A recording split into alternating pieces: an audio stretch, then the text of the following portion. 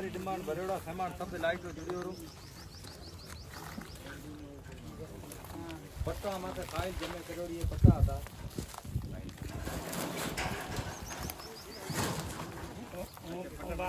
पट्टा साथे पड़े हमारे कने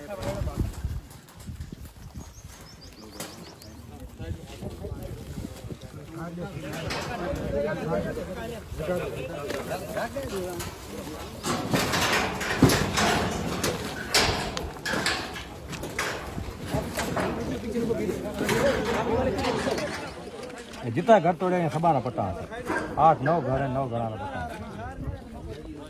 2009 में हमारे लोग गए थे, पूरी कांग्रेस पार्टी गए थे। हमारे आदरणीय नेता हरीश चौधरी जी और कल एमपी साहब उमेदा राम जी भी थे, जिला प्रमुख महेंद्र चौधरी जी और तमाम जो वहाँ के पद्मा राम जी, गफूर साहब, तमाम कांग्रेस के नेता और साथ ही साथ वहाँ के स्थानीय लोग भी, उन्होंने हमें बुलाया था। हम लोग गए थे, वहाँ देखा और सही में उनके साथ बहुत अन्याय हुआ गरीब परिवारों के साथ। जो जिसने वो गाँव बसाया है, जिसने वो गांव की बनावट की है और अपनी ज़मीन दे के वहाँ गांव बसाया है, उसी परिवार के लोगों को अगर उजाड़ा जा रहा है तो बहुत गलत काम हो रहा है। तो सर इसमें किसी प्रशासन की फेलियर मान के देगा 7 से 8 दिन प्रशासन तो शांति बैठा, कुछ बोल ही नहीं पा रहा, फेलियर ही है।